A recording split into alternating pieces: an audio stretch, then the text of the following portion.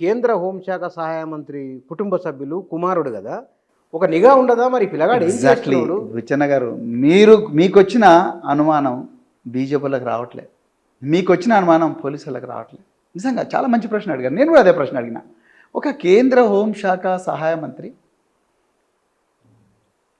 IB direct control ఉంటుంది, intelligence bureau, దేశంలో one of the most powerful organisation. కనిపించదు బయటికి, కానీ 5 మంది కూడిన చోట ఇంటెలిజెన్స్ బ్యూరో ఉంటుంది. మీకు తెలియదు వాళ్ళు ఎవరో. అలాంటి ఇంటెలిజెన్స్ బ్యూరో కేంద్ర హోంశాఖ సహాయ మంత్రి కొడుకు ఇంతమంది అమ్మాయిలను నాశనం చేస్తుంటే, ఒక కుటుంబాన్ని ఎమోషనల్గా బ్లాక్ చేస్తుంటే ఒక్కరోజన్న తండ్రి దృష్టికి తీసుకురారండి? తెలియదా లేకపోతే వదిలేసినట్లా? ఎగ్జాక్ట్లీ వదిలేసిండు అంటే తెలుసు ఆయనకు. తెలిసినందుకే తెలియకుండా ఉంటుందానండి. ఒక్క నిమిషం, బండి సాయి భగీరథ్, బండి సంజయ్ వేరే వేరే ఇళ్ళల్లో ఉండరుగా. ఈయనకు పెళ్ళే కాలేదు, 25 సంవత్సరాల వయసున్న పిల్లగాడు 16 సంవత్సరాల వయసున్న అమ్మాయితోని చాటింగ్ చేస్తున్నాడు, వాళ్ళ ఇళ్ళకి పోతున్నాడు, కేకులు కట్ చేస్తున్నాడు, ఆ అమ్మాయితో కలిసి తిరుపతి పోతున్నాడు, అరుణాచలం పోతున్నాడు, విజయవాడ కనకదుర్గమ్మ టెంపుల్కి పోతున్నాడు. తెలియదానండి? బరాబర్ తెలుస్తుంది. తెలిసి కూడా టాలరేట్ చేసిండు బండి సంజయ్. అందుకొరకే అతను నేరస్తుడు అంటున్నాను నేను. అతను A2 ఇందులో. A2? ఎస్. ఎందుకు కాదండి? ఎందుకు కాదు? తండ్రి A2 కాకపోతే ఏమవుతాడు చెప్పండి మీరు? ఒక కొడుకు 16 సంవత్సరాల మైనర్ బాలికతో హోంశాఖ సహాయ మంత్రి అయినప్పుడు, చట్టాన్ని అమలు చేయవలసిన మంత్రి, లక్షలాది మంది పోలీసులు ఎవరి కింద అయితే ఉన్నారో ఆ డిపార్ట్మెంట్లో పనిచేస్తున్న మంత్రి, ఎన్నో నిఘా సంస్థలు ఆయన కింద ఉన్న మంత్రి, ఆయన కొడుకు ఈ 16 సంవత్సరాల మైన బాలికలను లైంగికంగా వేధిస్తూ ఉంటే, ఆ అమ్మాయి జీవితాన్ని నాశనం చేస్తూ ఉంటే తెలిసినప్పుడు వెంటనే పోలీసులకు చెప్పాల్సిన బాధ్యత. మీరు ఆరోపణ చేస్తున్నది కేంద్ర హోంశాఖ సహాయ మంత్రి? అబ్సల్యూట్లీ చెప్తున్నాను. ఆయన A2 అవుతాడు. మీ V6లో ఒకప్పుడు పనిచేసిన సంగప్ప A3 అవుతాడు. A3 అవుతాడు. ఎందుకు అవుతాడు? ఎందుకు అవడు? ఆయన ఆ అమ్మాయిని తీసుకొచ్చి, జరిగింది ఏదో జరిగింది, ఆ అమ్మాయి ఆమె తల్లిదండ్రులు వాళ్ళందరినీ బండి సంజయ్ ఇంటికి తీసుకొచ్చి రాజీ కుదర్చడానికి ప్రయత్నం చేసిండు. నిజంగా సంగప్ప ఏం చేయనుండే? పోలీసులకు ఇన్ఫామ్ చేయనుండే. ఇది మైనర్ బాలిక కదా, ఈ మైనర్ బాలిక మీద అత్యాచారం జరిగిన కేసు. అట్లా పోలీసులకు ఇన్ఫామ్ చేయనుండే కదా, షీ టీమ్కి ఇన్ఫామ్ చేయనుండే, భరోసా సెంటర్కి ఇన్ఫామ్ చేయనుండే, director general of women safety ఆ మేడంకి ఇన్ఫామ్ చేయనుండే. డైరెక్ట్ చెప్పే ధైర్యం లేకపోతే ఈమెయిలో లేకపోతే వాట్సాప్ మెసేజో పెట్టనుండే, ఆకాశరామన్న ఉత్తరం రానుండే. బండి సంజయ్, సంగప్ప ఇద్దరు కలిసి ఈ కేసును అణిచివేసే ప్రయత్నం, రూపుమాపే కుట్ర చేసిండ్రు. మీరు ఎట్లా చెప్తున్నారు?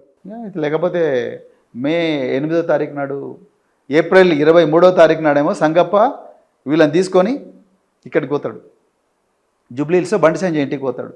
ఆ బండి సంజయ్ ఇంట్లో వాళ్ళని బెదిరిస్తారు. నా సంగతి మీకు తెలియదు, మీ బిడ్డ ఎవరెంతో తిరిగిందో నాకు తెలియదు, మా సంగతి మీకు తెలియదు, నేను బీజేపీ రాష్ట్ర అధ్యక్షుడిగా నన్ను పార్టీ పక్కకు పెడితే నా కోసం 8 మంది సూసైడ్ చేసుకున్నట్టు నా సంగతి నీకు తెలుసు కదా, నకరాలు చేయకుండా ఎవరినట్టు సెటిల్ చేసుకుందాం, గెట్ అవుట్, ఇక్కడ నుంచి దొబ్బేయండి అని చెప్పిండు బండి సంజయ్ అని నాకు తల్లి చెప్పిందండి. రైట్. సో ఆమెతో నేను మాట్లాడినప్పుడు ఆమె నాకు ఫోన్లో చెప్పింది. సో అలాంటి వ్యక్తి ఎందుకు నిందితుడు కాడండి? రెండవది, మరి మే 8వ తారీఖు నాడు ఇదే బండి సాయి భగీరథ్ పోయి కరీంనగర్ 2 టౌన్ పోలీస్ స్టేషన్లో కేసు పెడతాడు. ఈ అమ్మాయి నన్ను హనీ ట్రాప్ వేసిందని. తండ్రి తెలియకుండా చేస్తాడానండి? హోంశాఖ సహాయ మంత్రి తెలియకుండా చేస్తాడా? ఈయన ఓంగనే అట్లా ఎఫ్ఐఆర్ అయిపోయింది. ఇమ్మీడియట్గా ఎఫ్ఐఆర్ అయిపోయింది.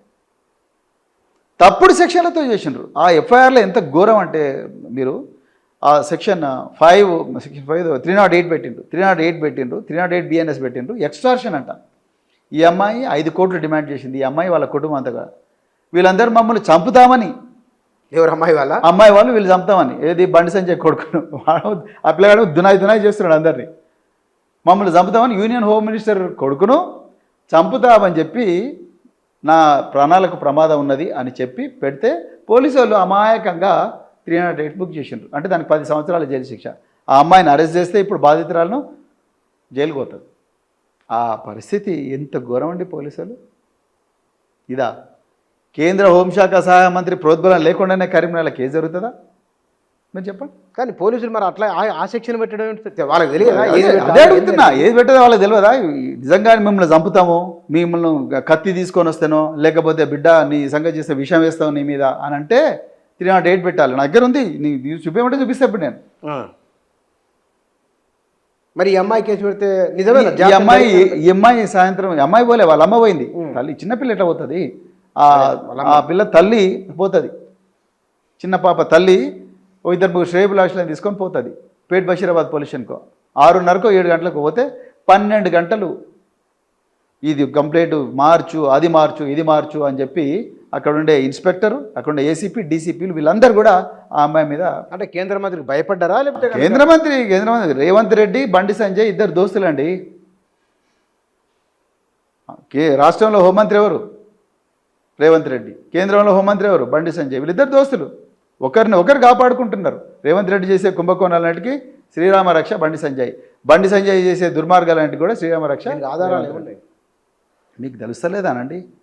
దీనికి చిన్నపిల్లలనే చెప్తారు. సరే, ఇప్పుడు పోతే కేసు రిజిస్టర్ కాదు. 12 గంటలకు రాత్రి మేము నరేంద్ర మోడీ సభలో ఆత్మహత్య చేసుకుంటామంటే అప్పుడు కేసు రిజిస్టర్ చేసిండ్రు.